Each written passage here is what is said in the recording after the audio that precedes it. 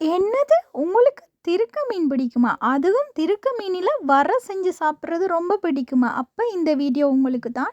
நான் இப்ப திருக்க மீன கழுவிட்டு, அதுக்குள்ள மஞ்சள் தூளும், உப்பும், தண்ணியும் விட்டு அவிய வச்சு கொண்டு இருக்கிறேன். இது அவிஞ்சு வரும் வரைக்கும் வெயிட் பண்ணணும். அதுக்கு பிறகு நான் வந்து சின்ன வெங்காயம் எடுத்திருக்கிறேன், பச்சை மிளகா, உள்ளி எடுத்திருக்கிறேன், கருவேப்பிலையும் எடுத்து நான்.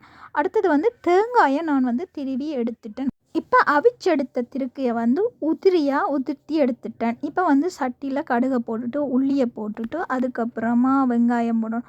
வெங்காயமும் போட்டுட்டு, அதுக்கு ஒரு பச்சை மிளகா, கருவேப்பிலை எல்லாத்தையும் போட்டு தாளிக்க போறேன். தாளிச்சு கொண்டிருக்கும்போது, இந்தியாவுல வந்து சுறாவுல வந்து அத வந்து சுறா புட்டுன்னு சொல்லுவினோம். நாங்க வந்து திருக்க வர, சுறா வர அப்படி சொல்லுவோம். இப்ப வந்து நான் உதிர்த்தி வச்ச இந்த திருக்கைய வந்து இந்த வதக்கின இதுகளுக்குள்ள போட்டு இப்ப வறுக்க போறேன். வறுத்து கொண்டிருக்கும்போது மஞ்சள் தூளும் போட்டு, கொஞ்சம் உப்பும் போட்டு ஏன்டா நான் ஏற்கனவே உப்பு போட்டிருக்கேன். கொஞ்சம் உப்பு அளவா பார்த்து போட்டு நான் அதுக்கு பிறகு வரைய இறக்கைக்கு வந்து சின்ன சீரகமும், மிளகும், உள்ளியும் இடிச்சு போடணும். அதுக்கு நான் தயார் பண்ணி கொண்டுருக்கேன். தேங்காய் பூ இப்ப போட போறேன். தேங்காய் பூவையும் போட்டு வறுக்க போறேன் சேர்த்து. இது கொஞ்ச நேரம் வறுத்தெடுக்கும். அந்த தேங்காய் பூண்டு ஈரத்தன்மை போகும் வரைக்கும் வறுத்தெடுத்து கொண்டு இருக்கணும். இப்ப வந்து நான் இந்த இடிச்சு வச்ச சீரகம், மிளகு அதுக்குள்ள உள்ளியையும் போட்டு இடிச்சு, இதுதான் அந்த இறக்கைக்கு போடுற மிளகு சீரகம்னு சொல்றேன்.